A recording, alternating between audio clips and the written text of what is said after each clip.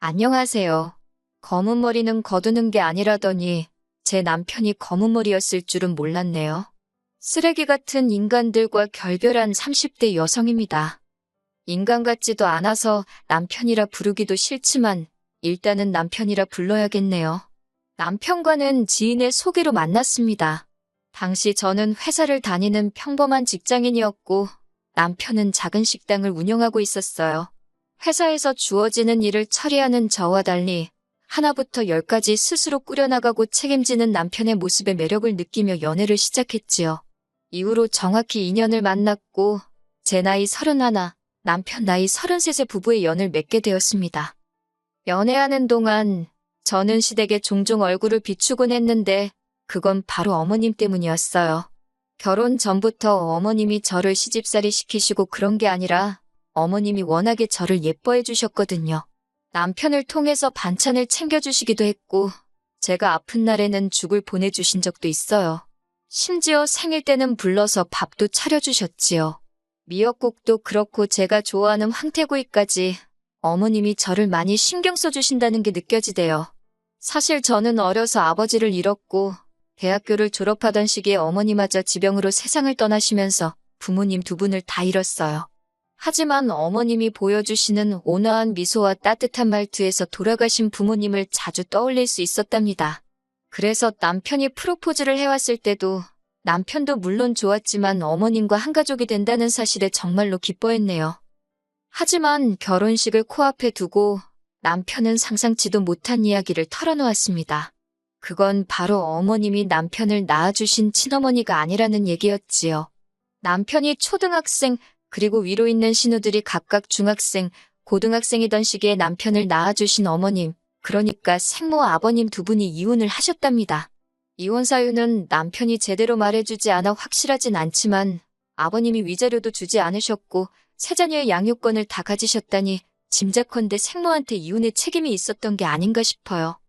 이후로 얼마 지나지 않아 아버님은 지금의 어머님과 재혼을 하셨다고요. 다만 남편은 비교적 어린 나이였기에 지금의 어머님과 빠르게 가까워진 반면 신우들은 그러지 못했지요. 게다가 신우들은 지금의 어머님과 아버님의 눈을 피해 생모와 연락을 주고받으며 지냈다니 모르긴 해도 새어머니인 지금의 어머님께 마음의 문을 열기가 쉽지 않았을 테지요. 아무튼 그런 와중에 생모라는 사람이 남편의 결혼 소식을 신우들을 통해서 알게 되었던 모양입니다. 그런데 축 하나 해주고 말면 될 것을 자기가 혼주석에 앉고 싶다고 했다더군요. 신우들은 어떻게 하면 좋겠냐며 상의를 한답시고 남편에게 생모의 소식을 전한 거고요. 전 솔직히 생모도 너무한다 싶었지만 신우들도 이해가 되질 않았어요. 신우들이야 어땠을지 몰라도 하나뿐인 아들인 제 남편에게는 한 번 소식도 전한 적 없다면서 이제 와서 갑자기 웬 혼주 타령이신지 남편이 저더러 어떻게 하는 게 좋겠냐 하길래 저는 그건 아닌 것 같다고 딱 잘라 말했습니다. 20년 가까이 키워주신 어머님을 두고 뜬금없이 생모랍시고 혼주석에 앉히는 거 사람이면 그렇게 하면 못 쓴다고 그럼에도 불구하고 당신이 그렇게 하겠다고 하면 무척 실망스러울 것 같다고 했지요. 그리고 결혼식을 딱 3일 앞두고 있던 날이었어요. 큰 신우가 잠깐 만날 수 있겠냐며 연락을 해왔지요. 짐작이 가는 바가 있었으니 피하지 않고 나갔습니다.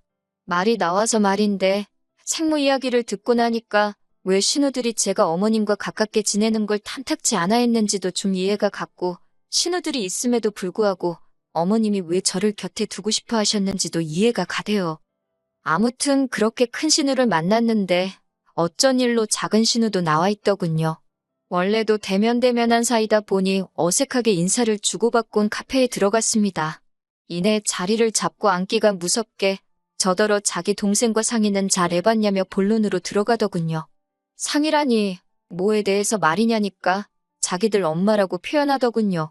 엄마가 혼주석에 앉고 싶어 한다고 자식이 셋인데 둘은 이미 결혼을 했고 당신에게는 마지막 기회 아니냐며 속상해하셨다나요.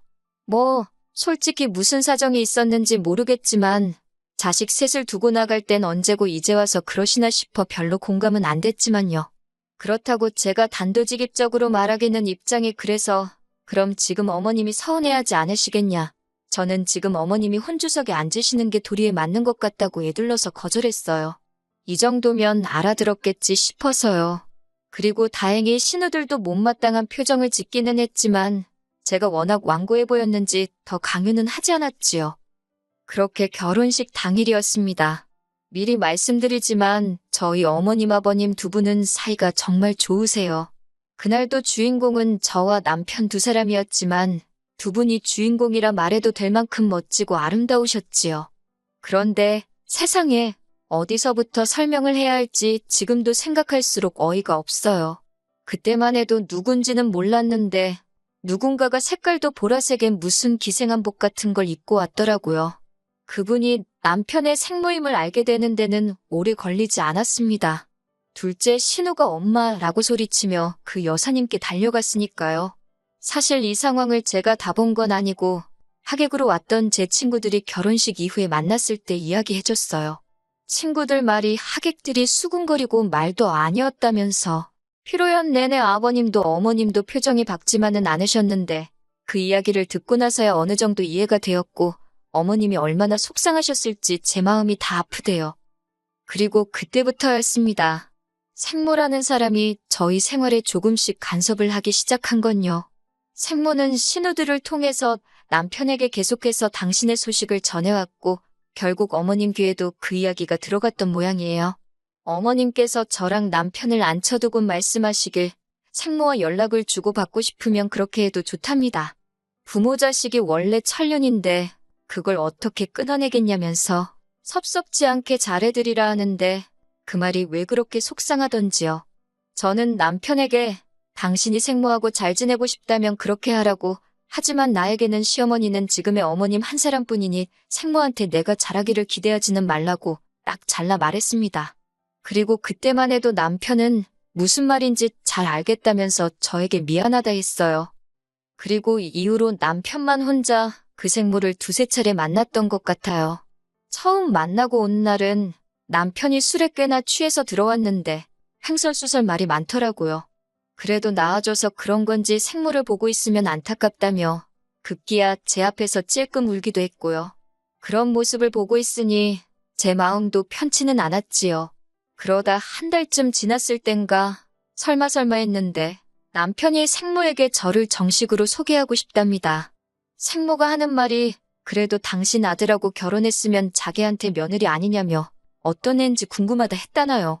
솔직히 처음엔 그런 이야기를 전하는 남편도 어이가 없었고 그 생모한테 인사를 하러 가는 것만으로도 지금의 어머님을 배신이라고 해야 하나 찝찝한 기분을 지울 수 없었지만 어쩌겠어요.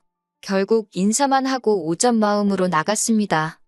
그렇게 만나게 된 생모는 어른에게 이렇게 말해도 될지 모르겠지만 사람이 경박스럽더군요. 차분하고 우아한 어머님과 달리 온몸이 진짜인지 가짜인지도 모를 귀금속을 화려하게 치장하고 자기 얘길 늘어놓기 바빴지요. 하는 말이 아버님과 이혼 후 미국으로 건너가 당신 좋다는 남자를 만나 영주권을 땄답니다. 지금은 벌어놓은 돈 쓰기 바쁘다며 저한테 대놓고 돈 자랑을 하시는데 어찌나 불편하던지 그래도 별말 없이 듣고만 있었더니 생모가 저더러 앞으로 자주 연락하고 지내자대요. 솔직히 연락을 주고받아도 아들인 제 남편이랑 하면 되지. 나한테 왜 그러나 싶었지만 그 자리에서 따지고 들기도 일단 알겠다고 했어요. 그런데 그날 이후로 제 번호는 어떻게 안 건지 생모가 저에게 문자를 보내왔습니다. 며느라 가라고 시작하는 문자에는 자기는 이제 죽어도 여한이 없다며 바라는 건 없고 그저 자주 만나서 재밌게 살자는 겁니다. 뭐라고 답장을 해야 하나 고민도 되었고 동시에 회사에서 일을 하던 중이라 이따 하자고 미룬 게 그만 하루를 넘겨서 답장을 하게 되었어요. 그랬더니 생모가 한다는 말이 답장이 없어서 손가락이 부러진 줄 알았다네요. 어이는 없었지만 어쨌든 의도치 않게 문자를 무시한 꼴이 되었으니 죄송하다 했습니다. 그런데 두 번, 세 번 죄송하다 했는데도 그냥 넘어갈 생각을 안 하시길래 마음 풀리면 그때 다시 이야기하자 하고 저도 더는 안 달래드렸어요. 솔직히 회사 일도 바쁜데 생모 기분 맞춰주고 있을 상황도 아니었고요. 그랬더니 퇴근한 남편이 저를 보고는 대번에 왜 그랬냐입니다. 자다가 봉창 두들기냐고 무슨 소리냐 하니 왜 자기 엄마를 이 남자도 이때부턴 엄마라고 하더라고요. 어머님한테는 곧 죽어도 어머니 하는 사람이 아무튼 자기 엄마를 왜 서운하게 하냐입니다. 벌써부터 편드는 꼴을 보아하니 제가 처신을 잘못하면 졸지에 어머님의 생모의 시어머니 두 분 모시는 건 시간 문제겠다 싶대요. 그래서 전에도 말하지 않았냐. 나한테는 어머님이 내 시어머니니까 생모는 당신이 잘 챙겨드리라고요. 그랬더니 남편이 두 분 다 자기에게는 소중한 분들이라면서 제가 자기를 사랑한다면 그 점을 염두에 뒀으면 좋겠다나요. 말이나 못하면. 그리고 생모가 점점 저희 생활에 발을 들이밀수록 신우들의 간섭도 심해져 갔습니다. 이혼하기 몇 달 전이었어요. 제가 이직에 성공하면서 월급이 크게 올랐거든요. 마침 처녀적부터 타던 차도 슬슬 상태가 안 좋아지는 게 눈에 보이기도 했고 그래서 차를 새로 뽑기로 마음먹었지요. 남편에게도 비밀로 할 일도 아니라서 차 살 거라고 이야기를 했고요. 참고로 저희는 줄곧 재산 관리를 따로 하고 있었습니다. 제가 차를 산다는 이야기는 신우들 귀에도 들어갔고 그러자 큰 신우가 저더러 승합차를 사랍니다. 자기 엄만지 생몬지 미국에서 사느라 못 가본 데가 너무 많다며 앞으로 생모랑 다 같이 국내 여행을 다니자고요. 어이가 없어서 100번 양보해서 아버님 어머님을 모시고 다니면 모를까요? 하지만 그런 소리도 할 것 없이 싫다고 했어요. 사고 싶은 차는 이미 정해뒀고 말은 안 했지만 제가 미쳤다고 자기들 데리고 산으로들로 나들이를 왜 다니나요? 그런데 정말이지 이번에도 남편이 나서서는 신우들이 틀린 말 한 것도 아닌데 저더러 너무 나를 세운답니다. 그러면서 하는 말이 다가오는 생모 생일에는 그동안 못해준 자식돌이도 있고 하니 순금 10돈짜리 목걸이를 하나 해주기로 했대요. 황당해서 해줄 테면 당신이 알아서 해주라고 그걸 왜 나한테 말하냐 하니까 어머님 아버님 생신 선물은 우리 공동생활비에서 부담하지 않았냐면서 왜 생모 거는 자기가 혼자 사야 되냐고 오히려 저한테 따집니다. 게다가 그 목걸이는 누구 생각이냐 하니까 생모가 직접 해달라고 했다대요. 그러다 자기 죽을 때 되면 다시 3등분해서 자식들한테 나눠준다고 했다고. 그러니 저도 주는 게 아니라면서 저더러 무조건 우리가 한 200만 원은 부담해야 한다나요. 얼마 후 결국 이런저런 일들을 상의하기 위해서 저희 부부와 신우들까지 전부 한자리에 모였습니다. 신우들이 벼르고 왔는지 급하게 먼저 말문을 열었어요. 저더러 하는 말이 저희 부모님은 이 세상에 아예 없는 거니까 못 보고 살아도 슬프기만 하겠지만 자기들은 살아있는데도 못 보고 살았다며 그 슬픔이 훨씬 크고 아프답니다.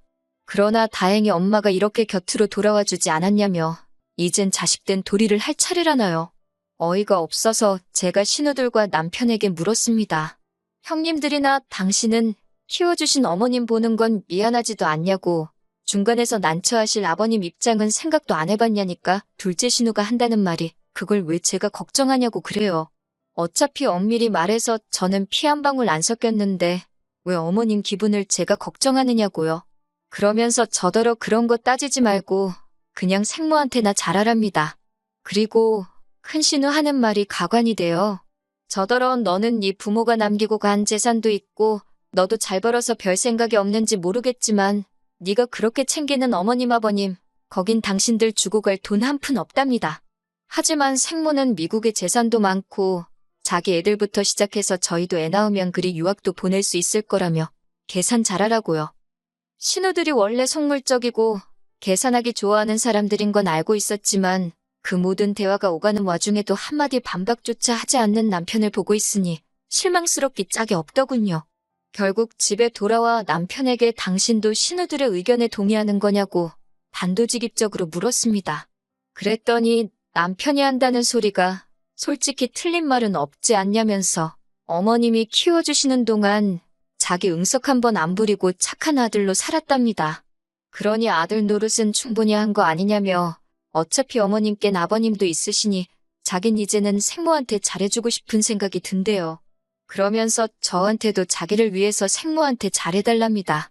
그런데 전 그 말이 어찌나 서운하고 잔인하게 들리던지 남편에게 정이 뚝 떨어져서 뭐라 대꾸하기도 싫더라고요. 그리고 그날 밤 결혼하고 처음으로 따로 떨어져 잤습니다. 잤다기보다는 거실에서 밤새 혼자 이 생각 저 생각하며 뜬 눈으로 나를 세웠지요. 이튿날 아침 마침 주말이기도 해서 남편을 붙잡아 앉혀놓고 허심탄회하게 제 속을 털어놓았습니다. 나는 당신을 이만큼 키워주신 어머님 아버님께 감사하고 그분들께 며느리로서 도리를 잘하고 싶다고요. 당신 생모가 당신에게 어떤 의미인지는 모르겠지만 솔직히 뭐 받아먹을 것 좀 있나 싶어서 들러붙는 신우들도 이상하고 거기에 동조하는 당신에게도 크게 실망했다고도 덧붙였네요. 그런데 순간 현관 쪽에서 부스럭거리는 소리가 들렸고 나가보니 남편 생모가 서 있었습니다. 어떻게 들어오셨냐 하니까 남편이 자기가 비밀번호를 알려줬다면서 어이가 없어서 한숨이 절로 나오는데 생모가 대뜸 저한테 네가 내 아들을 감히 조종하려 드냐며 제 머리채를 잡으려고 하는 게 아니겠어요? 놀라서 일단 피하긴 했는데 생모는 분을 삭히지 못하는 듯 남편더러 저런 X를 무슨 마누라라고 데리고 사냐고 당장 내쫓아버리라며 악을 썼습니다.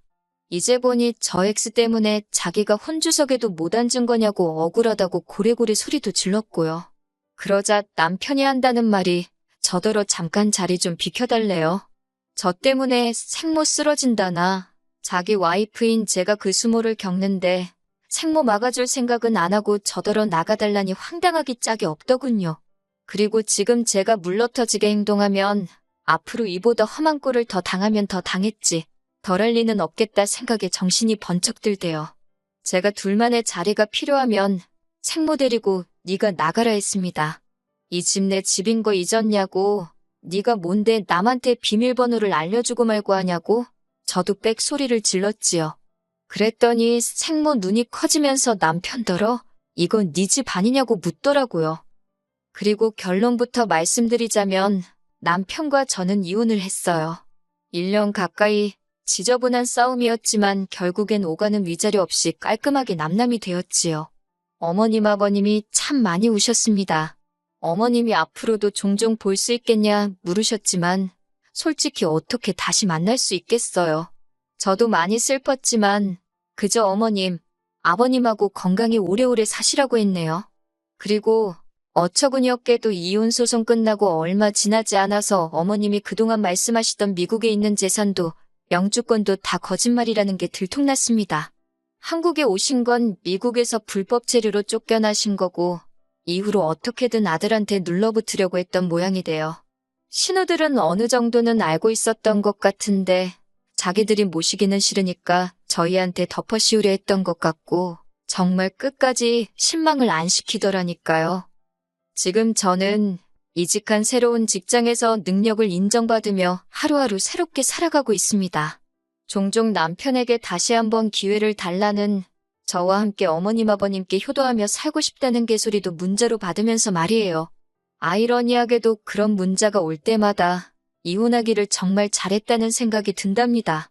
그리고 가끔 친어머니처럼 저를 품어주셨던 어머님 생각이 나곤 하지만 어쩔 수 없는 일이니 미련 갖지 않으려고요. 그저 어디선가 저도 어머님 아버님도 잘 살기를 바랄 뿐이에요.